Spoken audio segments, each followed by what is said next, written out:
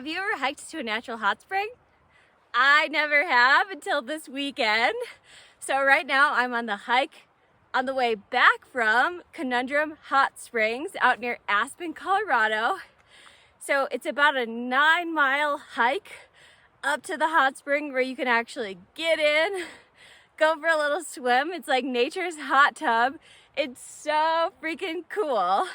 And then there are campsites up there where you can actually stay the night, so you can backpack out there, which is what me and my friend Pika are doing this weekend. Although you need a permit in order to do that. So I want to take you guys along on my hike up to the hot spring, tell you a little bit about it. And hey guys, if you don't know me, I'm Audrey. On Trailhead, I'm known as Glow Stick. In 2018, I quit my amazing job in Washington, D.C., through hike the Appalachian Trail from Georgia and Maine, and then moved to the greatest state there is, Colorado, where I can just hike, backpack, spend all my free time out in nature, having a great time. But anyway, I just wanted to take you guys along on this hike because not only do we get to go swimming in a natural hot tub, this hike is also just incredibly beautiful. Oh my gosh, the views, the wildflowers, and as far as hikes in Colorado go, this one is pretty moderate. So I think really anyone could do it if you're in decent physical shape. I will warn you, I didn't get video at the actual hot springs. I will show you guys some photos, but while we were up there were a bunch of 14 and 15-year-old boys in the hot spring as well. So it felt a little weird to be filming during that. But I do have a lot of really awesome video from the hike ahead and some photos from the hot spring, and I'm going to tell you how to get a permit and all of that good stuff. So come along on the hike. This 17-mile out and back hike begins at the Conundrum Creek Trailhead in the Maroon Bells Snow Mass Wilderness near Aspen, Colorado. The hot springs themselves are located at 11,200 feet of elevation, and the climb up to the hot springs from the trailhead is about 2,400 feet. This isn't a crazy amount of elevation gain if you're used to hiking, especially if you're used to hiking in Colorado, but since it does go up to 11,000 feet, if you have issues with elevation, just be aware that this is a little higher up. A couple things to know about this trail. First of all, you need a permit to camp near the hot springs. There are 20 designated campsites, and you reserve a specific campsite. The dates for obtaining permits in 2021 are February 15th for overnight permits from April 1st to July 31st, June 15th for overnight permits for August 1st through November 30th, and October 15th for overnight permits for December 1st through March 31st, 2022.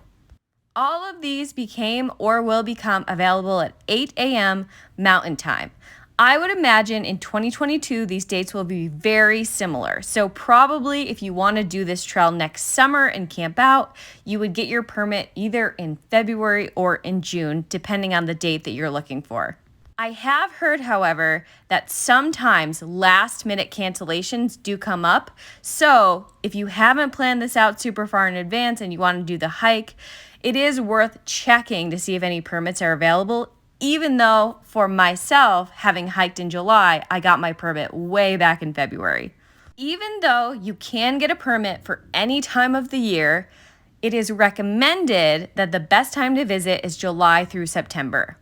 The reason for this is that the rest of the year, there could be a lot of snow on the trailhead could be inaccessible because it's out on a dirt road, and also avalanche hazards exist in this valley, and the evidence for avalanches is everywhere on this hike. You see downed trees so often. I personally, after doing this hike and seeing all of the evidence of avalanches, I would never attempt this in the winter. It just doesn't feel worth the risk. I know that it can be a little annoying to have to plan ahead to get a permit, but the reason that permitting is in place is that a few years ago, this place was really dealing with heavy overuse. And apparently, people were just leaving human waste everywhere and toilet paper everywhere and trash.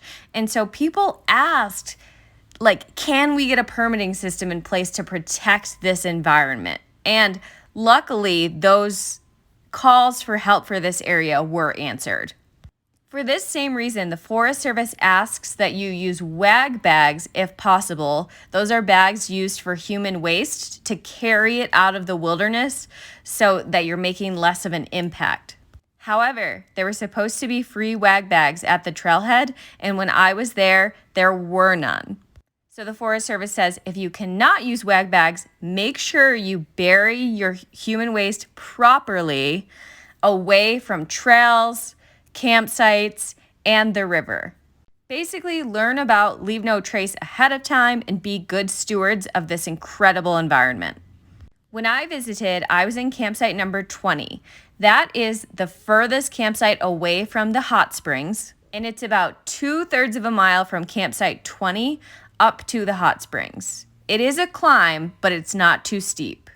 There are maps available of this area and the campsites so you can see in advance and decide which campsite you like to stay at. Probably the one closest to the hot springs if you don't mind having other people around, or maybe a little further from the hot springs if you want more privacy.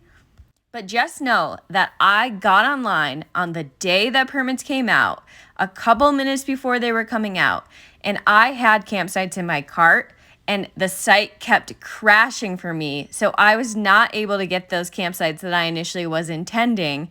This was the only campsite left available, and it wasn't even on the day that I wanted it. I wanted to go up on a Saturday, but I couldn't get a Saturday, so I ended up going up on a Friday. So just know with this process, it is very competitive. A lot of people want to see this area, and for good reason. It's so beautiful. The entire hike is just gorgeous. And of course, like, who doesn't want to hang out in like a natural hot tub after a long hike? Like, so perfect.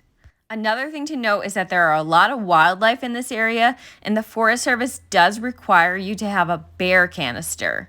This has to be a canister approved by the Interagency Grizzly Bear Committee.